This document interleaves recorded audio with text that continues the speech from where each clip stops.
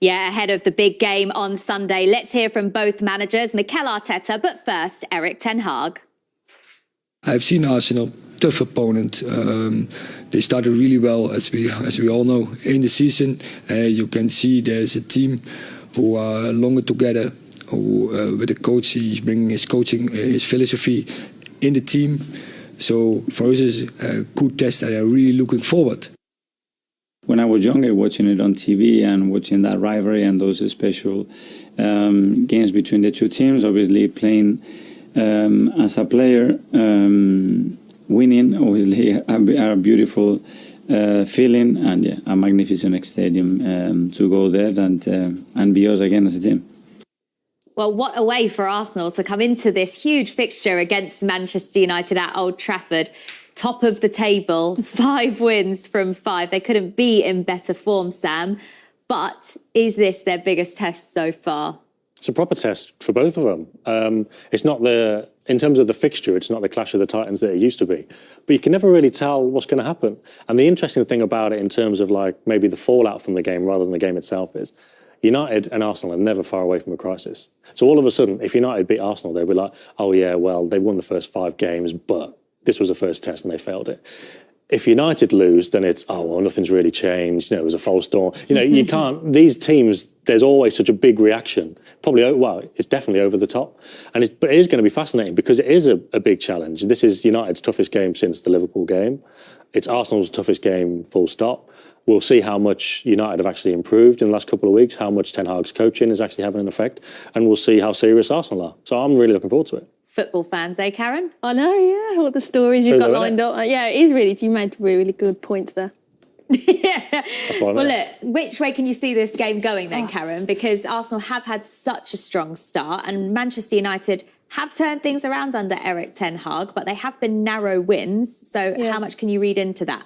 I mean, yeah, we watched Manchester United last night and it was pretty much back to basics, do the simple things really, really well. And it's not really convincing, but it's about results for them. And then they'll build on as the season progresses.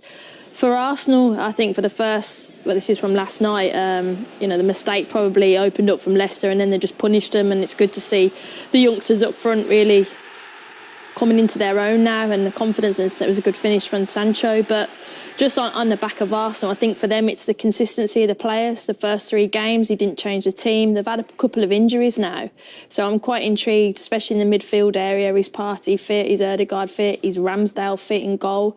That's the big test for them, that if the few of their key players or the spine of the team are not in, how does that impact the team? There's been a few question marks over a fair few of those Arsenal players coming into the game, hasn't there, Karen? But in terms of the mood at Arsenal, it's so positive. Where has that come from? Has that come from Arteta? Probably the documentary as well. And Ramsdale. I think Ramsdale's got a massive part to play in that. When they went 1-0 down, I mean, they've gone behind in a couple of home games now, but they've come back and in a real short succession as well. But I think I've never been at the Emirates for a long time where the crowd, despite going behind, get right behind them.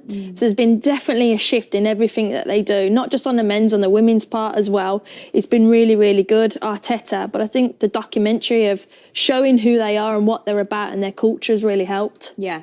And it seems as though Arteta has instilled a belief in the side that maybe we didn't see last season. There's certainly been games this campaign where they've come from behind and won matches and just been able to churn out results where maybe in previous seasons we might have not expected from Arsenal. Yeah, because the one thing you could say about the first 5 games is they haven't played anybody mind-blowing.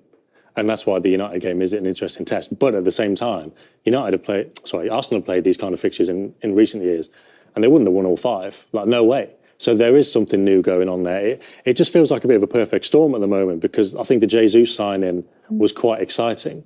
And then he scored loads of goals in pre-season. And then he started the season really well. And even at Bournemouth, when he didn't score, he scored a really well-taken goal when he was offside. Did brilliantly to set up Martinelli, to set up Ødegaard for the first goal. So there's a lot of things there they can get a hold of. That Saliba song that they keep singing. Which they stole from Brighton, by the way. Oh, really? Okay. It was Basuma's song. Right, okay. Maybe Tottenham will try it. Probably not. Not bitter. Not bitter at all. But it seemed like it just everything's, everyone's buying into it. Is that the recruitment of character as well, though? Not just player profile? Well, we were talking about the transfers earlier on, and the only thing you could maybe say about City their business is losing like really good characters in the dressing room. Zinchenko, Jesus, Fernandinho, who's gone, Sterling. and Sterling as well. But the three I mentioned in particular, if they're not playing, they're still in really good mood. Well, There's and still what really can good they people achieve around. then? They've got this good start to the season. They're all in a good mood. Can they challenge? No. No, they can't compete with City, but the minimum should be top 4, and then the rest is up to them really. But it is interesting when they start to play Thursday, Sunday, and then a couple of injuries, and then see how it goes. That's the big test for them. Well, Manchester United will be in the same situation, won't they? Because they'll be playing on Thursday nights in the Europa League too. But they have invested in this transfer window, signing an £82 million striker from Ajax in Anthony. What can we expect to see from him? And how is Ten Hag going to manage the minutes of him, Rashford and Ronaldo? Well, I think he's already said those type of players will need... You're shaking your head, Sam. It's a mess. It's a mess. You think? They needed to get rid of Ronaldo, didn't they? He's not good around the place. And he wanted to go, and they've dug in and kept him. He's not played in the last 3 games when they've won. I don't think Ten Hag particularly wants to play him. Rashford's still massively out of form. Anthony, did he play off the right? And they've got Sancho already. Plays on the right, yeah. So it's an interesting option, but it was kind of what I was saying about Chelsea having 2 great left backs. It's like you've got Sancho, you've got Anthony.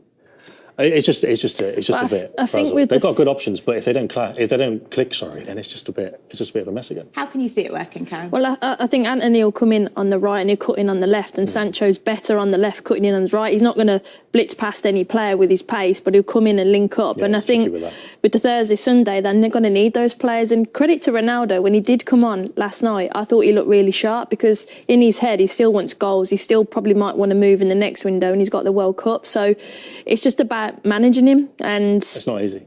That isn't easy, no, but he has a choice, and he has got that World Cup that he's got to be focused and fit and ready for, so that might go in their favour. And in terms of Manchester United overall, Karen, obviously starting off with 2 fairly embarrassing defeats, 3 wins in a row now for them. Do you feel like that's helped just settle Eric Ten Hag into the club and maybe get some of the fans on side that were unsure? Well, it couldn't have got any worse. No. The first 2 was the worst I think I've ever seen them. But yeah, I think, like I said, they're literally going back to basics. They're not playing great. They're not, De Gea's now actually going long. They're not playing out from the back. They're not doing things that they're not, particularly strong at. They're just playing and going direct and playing first balls, second balls, and getting the confidence in the final third. Like I said, as the season progresses, they'll get better, but I'm also really impressed with Casimiro. I think he'll start against Arsenal, and I think he'll make a massive impact. Okay, let's